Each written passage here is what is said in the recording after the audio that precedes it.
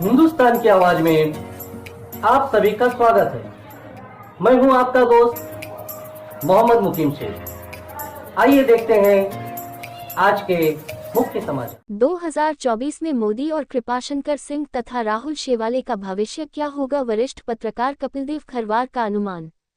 आज मैं अपने दर्शकों को भाजपा के एक ऐसे नेता से रूबरू कराता हूं जिन पर पूर्व प्रधानमंत्री भारत रत्न कवि अटल बिहारी वाजपेयी की गहरी छाप है, जिन्होंने बचपन से ही राजनीति के माध्यम से देश और समाज की सेवा के उद्देश्य से अखिल भारतीय विद्यार्थी परिषद और विश्व हिंदू परिषद तथा भारतीय जनता पार्टी युवा मोर्चा विधानसभा अध्यक्ष फिर जिले की जिम्मेदारी को बखूबी निभाया।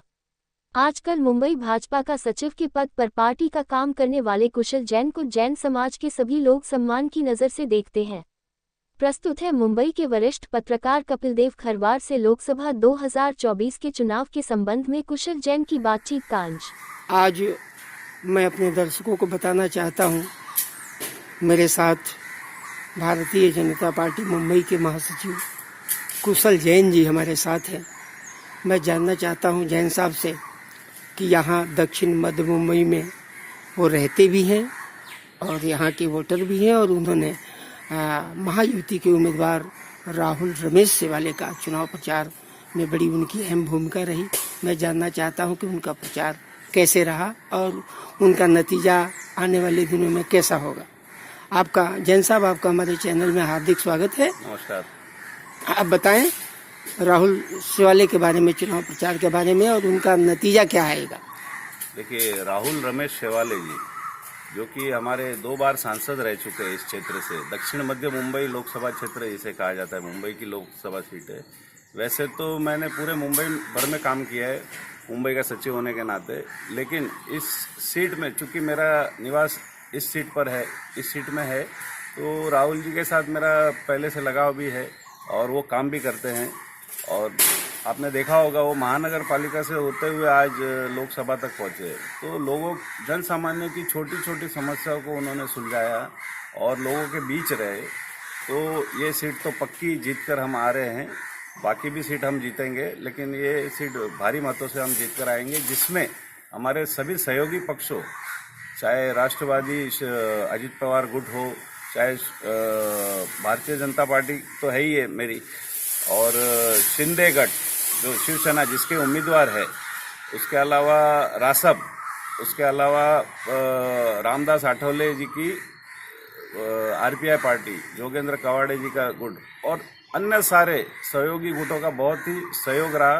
बहुत ही जोर शोर से सारी रैलियां, सारी सभाएं, सारी मीटिंगें हुई और लोगों का अच्छा प्रतिसाद देखते हुए मैं ये कहूँगा कि पहले से ज़्यादा मतों से राहुल शेवाले जी जीत कर आ रहे हैं।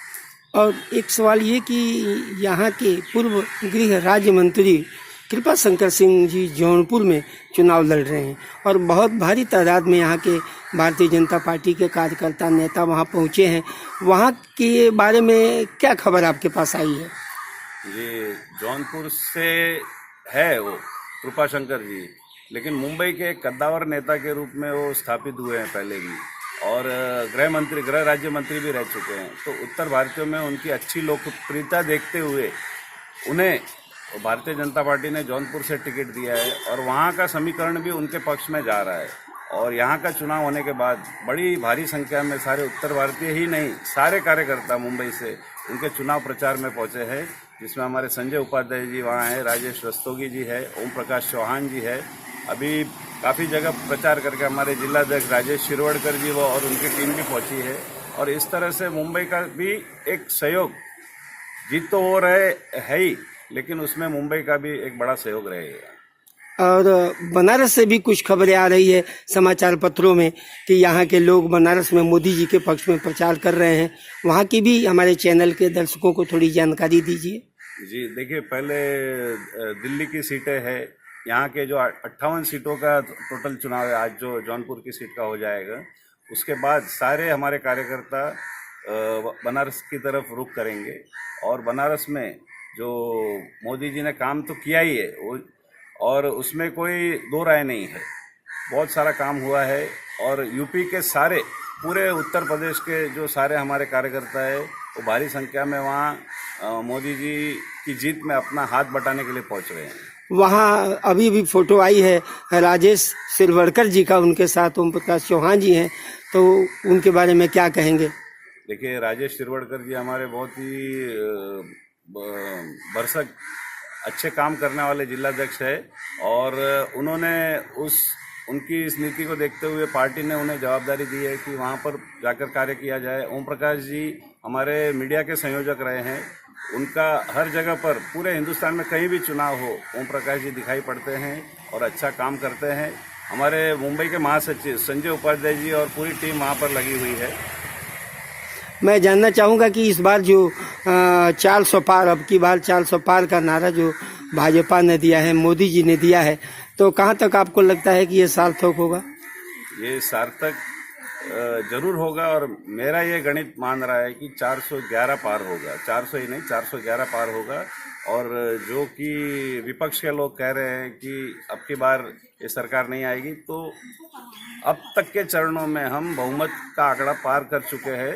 अब हमारा ध्यान 400 पार की तरफ लगा है, और 411 पार जरूर होगा, और मोदी जी फिर से इस देश के प्रधानमंत्री बनेंगे। धन्यवाद।